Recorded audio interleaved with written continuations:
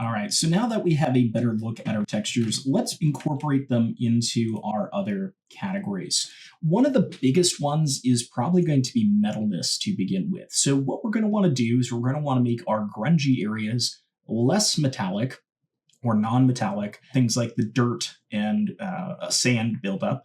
And then we're going to want to take our metal chunks and make those metallic. So what we can do is we can float our group here. We can click into our metalness map. And I'm just going to shift drag the grunge into here. So remember, hold down that shift key as you drag and release. And we can just bring this above our metals and we can start to sort these out. Now, you may have noticed when I was building these, I used mostly base colors to generate them, and that was intentional, so I could alter them later to be white. I'm going to do these one at a time, so I'm just going to turn off their visibilities, all but the layer I'm working on, and we'll start with the joint grunge. So the joint grunges here are going to be non-metallic. Remember, metal is white, so we're going to want these to be black. I don't think this is affecting any of the metal areas, so we can just turn this off or delete it, depending on what we want to do. If we want to keep it, we can double click on the layers, do a color overlay, and just make sure that's set to black, and do the same for the other one. That way, they're at least assigned their right value if we do decide to keep them. You never know, they might come in handy, because if we have metal scratches, we might want to cover those up. I am noticing, however, their black didn't quite affect their entire being. Sometimes that happens when you have these partially opaque painted things. So I'm just going to turn those off for now. Now, moving up, the global dirt affects everything, and we're going to want to push this more towards black. So we can change the color of that. You can see it's my generic dust color. I can double click that, and we can come to color overlay and just make sure that's set to pure black and hit OK. And that should affect the color layer. It doesn't really look like it changed much, but if we zoom in here, it has.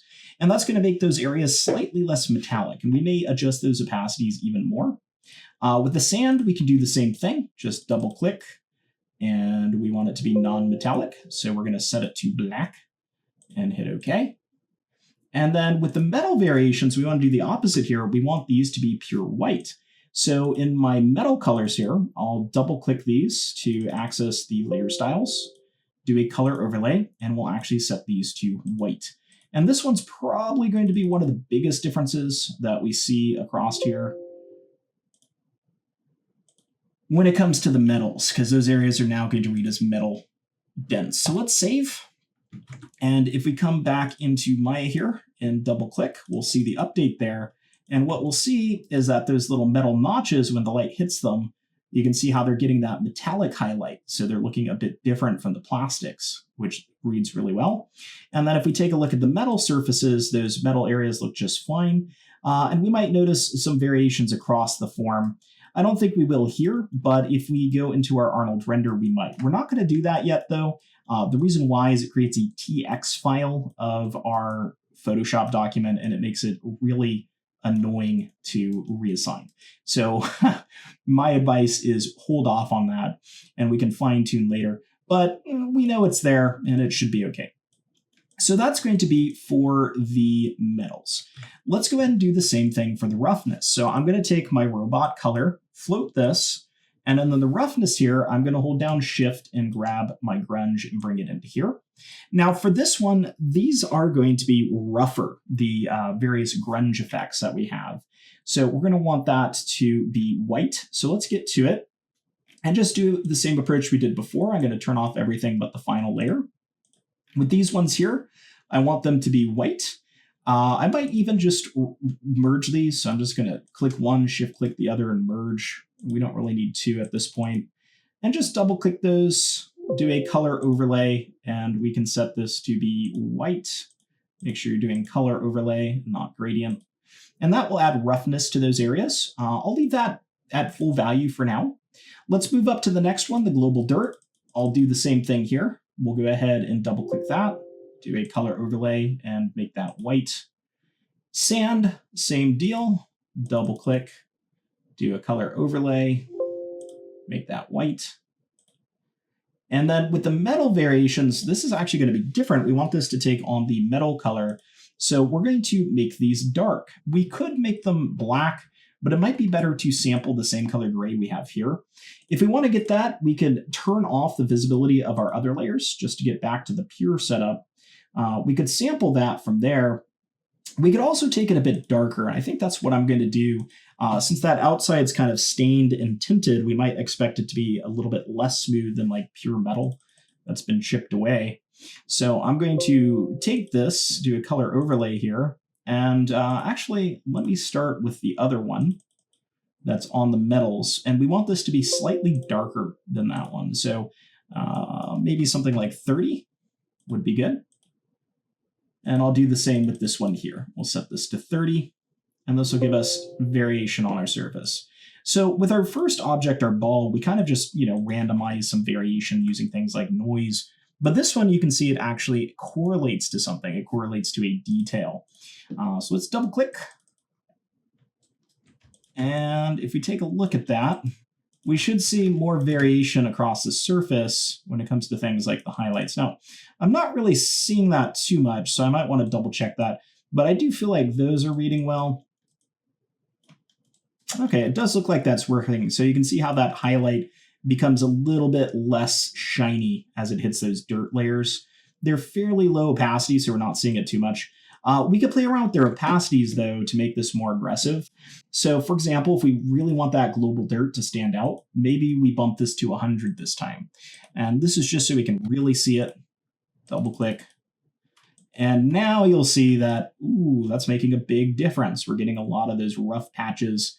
You can see that highlight's really broken up. Now, I think 100's way too much. Let's maybe come down, try 50. You will notice that these are different than your color.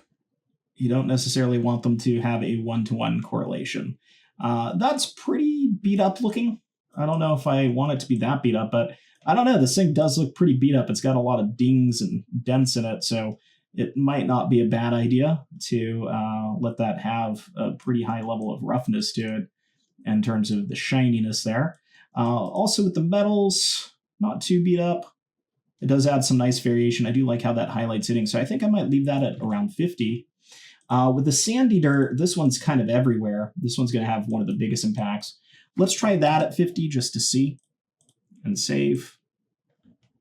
This might be too much because it affects such a large area. Yeah, you can see how that's a little bit too apparent. We might bump that up to maybe 25. And you can find your own values. Don't feel you need to use my values. Use your own artistic discretion. I'm going to kind of settle at a point and call it good, so just kind of be aware of that. We could also try a blending mode with these. It's currently set to pass through, but I might have better luck with something like a screen or even an overlay. An overlay will make the darks darker and the lights lighter. A screen would probably be fine. I'll keep this one pretty low, though, maybe something like 10. There is another thing we can do with this one. What I'm not liking is how it's giving me those perfect little dots. We could blur it slightly. So let me set this up to 100 so we can see this. And if you click on the mask, you can do a filter blur and do a Gaussian blur here. This will blur uniformly from the points around the area. And we can make this so it has some breakup, but it doesn't hit those hard aliased edges that noise naturally has. So something like that, and I think if we tone that down to 10, that'll give us a much more natural feeling grunge here, where we're not getting those holes in it. And you can see now it just kind of gives us a nice breakup to the specular highlight.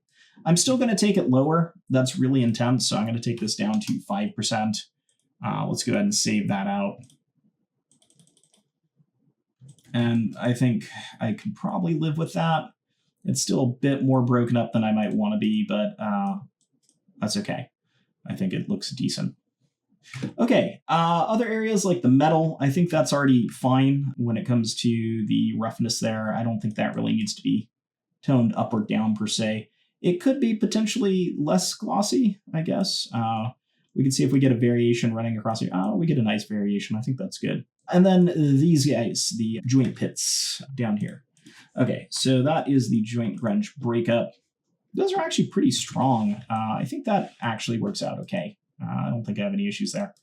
So that'll incorporate those quite nicely. so that we now have those running across all three of these. Now, there is one last finishing touch we're going to want to do to incorporate these, and that's going to be to look at bump maps and in particular normal maps. So we're going to take a look at both of those. Since we're working in Photoshop, we kind of have to do one then the other. But you can see how our character is starting to have a little bit more of a story, and incorporating all those together is doing a great job in showing that. So let's go ahead and move on to trying out the bump. But before we do, as a challenge, what I want you to do is try to incorporate your grunge details into your roughness map and into your metalness map. So remember, the trick to that is to drag it over using Shift. If you use the Shift drag method in Photoshop, it will snap right into place where it was in the other document, and you can just edit the values from there using things like layer styles.